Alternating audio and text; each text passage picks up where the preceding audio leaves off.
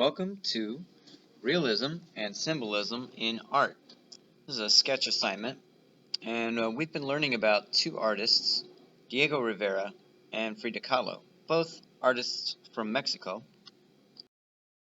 Let's look at Diego Rivera's work real quick.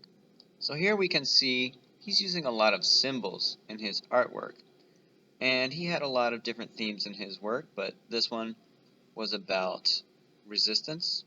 And you can see here in this picture he's got symbols like the people who are bent over. They're working very hard. And you can see the positions of the people who are making them work. There's one guy at the top of the painting who is laying in a hammock. He's just laying down. The other guy is on a horse, and it looks like he's threatening people with his weapons, right? And then there's another guy standing there with what looks like a spear in his hand. So in the middle picture, we see that the guy is not on that horse anymore, and some of those indigenous people, those workers, they have stood over him. They're standing over him. And the man who's holding the horse, his foot is on that sword. That means the bad guy can't use it anymore. So we can see a lot of symbols here. The people who are oppressed, they have their tools. The people who are oppressing have weapons. And the positions of their bodies tell us a lot about what's going on. So when you get your sketch paper out, first I want you to have a couple pieces of paper, and you're going to get your pencil, and on one side of the paper I'd like you to write down Diego Rivera and Realism, right? Because that's the style he used the most. And activism, I put that word there because that's one of his themes that I like the most. But there's the other themes on the side: oppression, resistance, organizing. And look at the symbols we've got standing on the sword. Those are just some that I picked out that mattered the most to me. So I want you to write down the name and some of the symbols that meant the most to you. After that, I want you to sketch a picture which has some of those same kind of symbols, right? So I wrote my name down, and first I start off by drawing a basic person standing up. And at first it took me a minute to figure out what I wanted to draw here. So first I thought maybe this person is holding back crowd, trying to keep people safe. Standing here, there's people behind him. And I drew a face on him. He doesn't look too happy. Something's going on that isn't good, so he's trying to do something about it. And then I realized,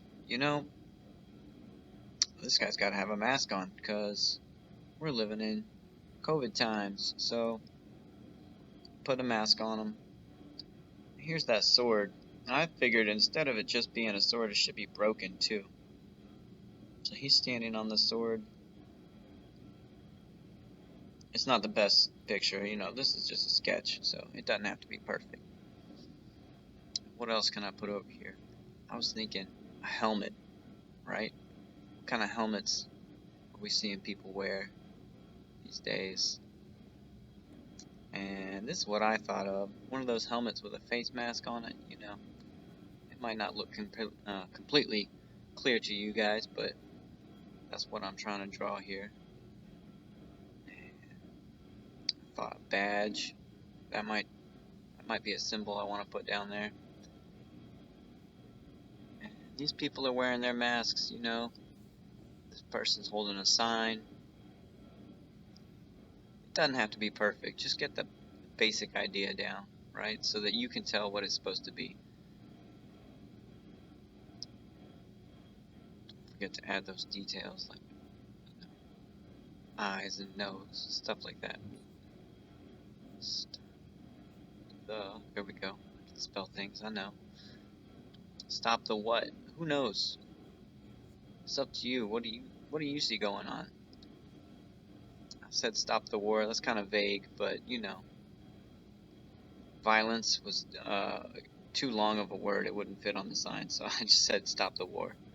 What war? Well, maybe the viewer can figure it out when they're looking at this picture. So that's a person standing there.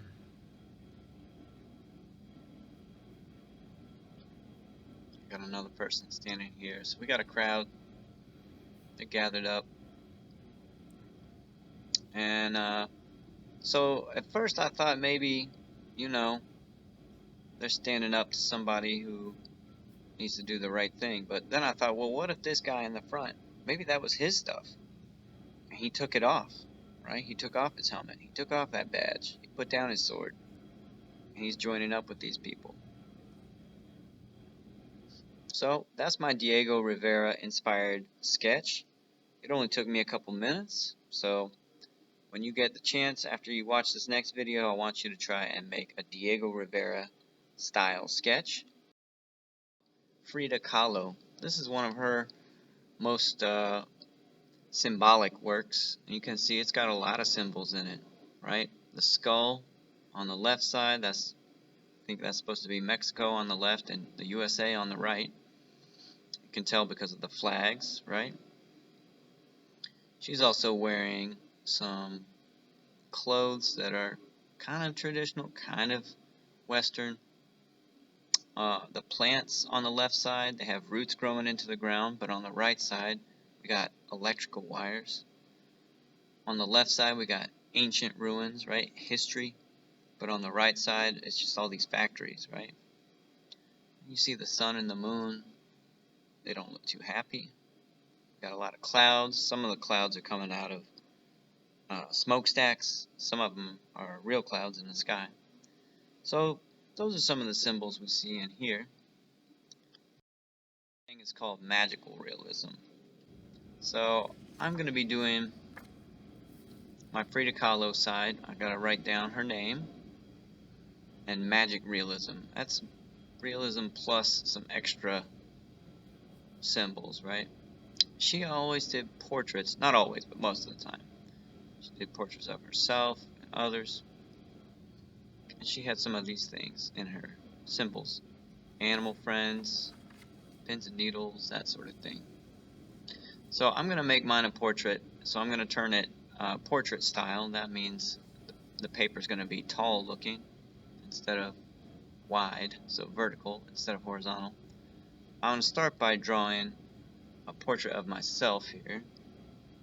And again, it doesn't have to be perfect. It doesn't have to be super realistic, just a basic sketch so that maybe somebody looking at it could tell it was supposed to be me.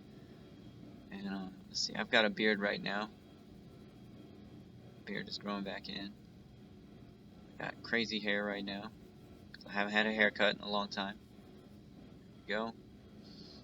And let's see.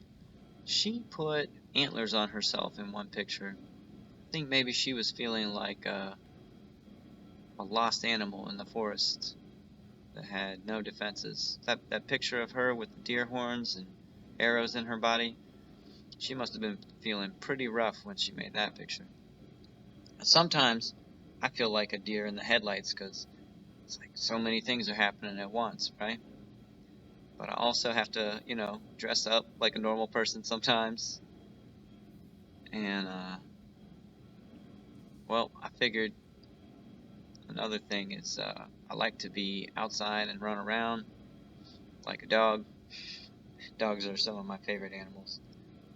So I gave myself some dog legs here. Even though most of the time I have to go indoors and I have to, you know, work on stuff on a computer, just like you guys. Maybe that can get boring for you. It does for me. I hate sitting down for too long. I have to get up and take a break every now and then. So I add my dog feet, toes, toenails, all that stuff. Again, it doesn't have to be perfect. Just get the basic idea on your paper. Don't forget to add something in the background too. I feel like, you know, on the one hand, there's buildings. That's a big part of my life, smokestacks. Another part of my life is, you know, trees, forests. That's where I would like to spend my time. So I'll put some trees in here. There we